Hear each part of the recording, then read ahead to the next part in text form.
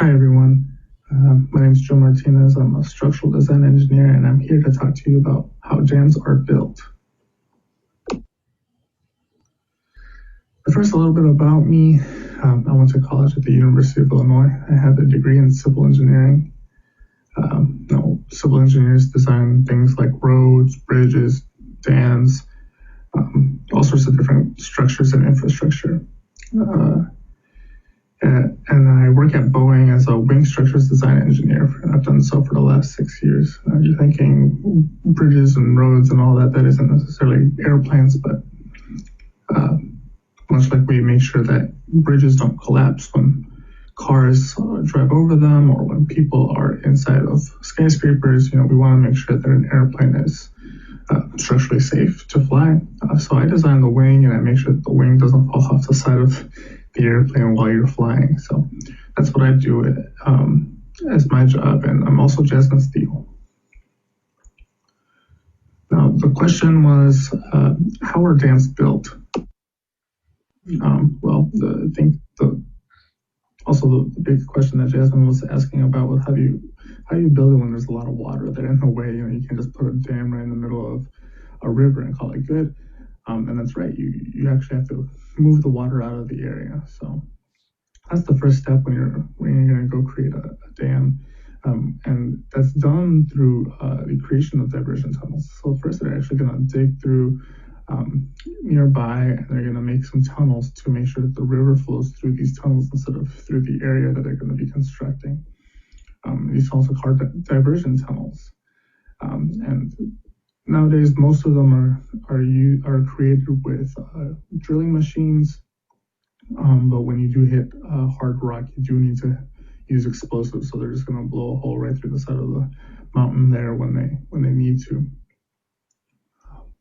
Once they've built diversion tunnels, you actually have to come in and create cofferdams. Cofferdams are these temporary structures.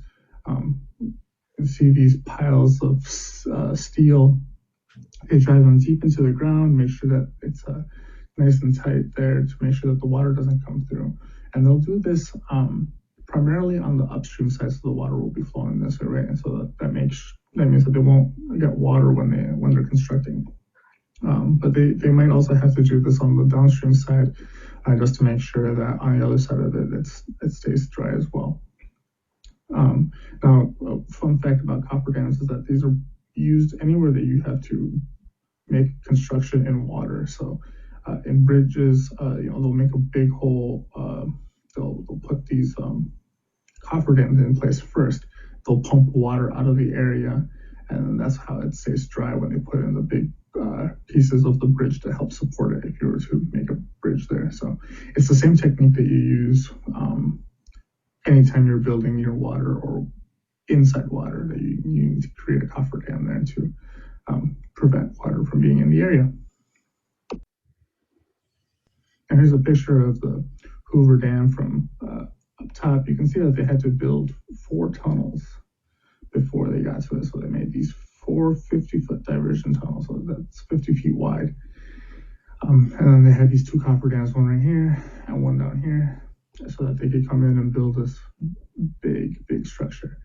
The really amazing part of the Hoover Dam is that was built almost 100 years ago. So you have to think about the kind of technology they had. They had really basic tools compared to what we have today. We have really fancy machines that can come in and drill and help divert these millions and millions of gallons of water into these tunnels. But back then, they didn't really have that. So it's a real marvel that they were able to do all that, given the technology that they had back then. Once you've cleared out the area of water, then you actually have to build a dam. Nowadays, we build dams out of concrete with cranes and other heavy machinery that come in and help support the structure as they build. We want to make sure as we're building that everything is nice and dry and nice and tight, so that when the water does come in eventually, it doesn't leak through. You're building a dam to make sure that the flow of water is controlled based on the design that you wanted it to do. So you want to make sure and inspect everything as you're constructing there. This can take months, almost years even, depending on how big the structure is. Once you pass all those inspections, then you can let the water come back. Those tunnels that you have out there that you had to build, they actually have valves in them, and they'll shut off the valves just like you shut off your faucet in your sink.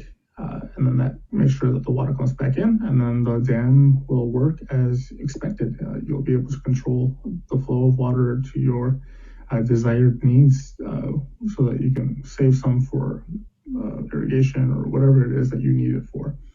And that's really much it. That's the 5 minute and under or so explanation of how dams are built.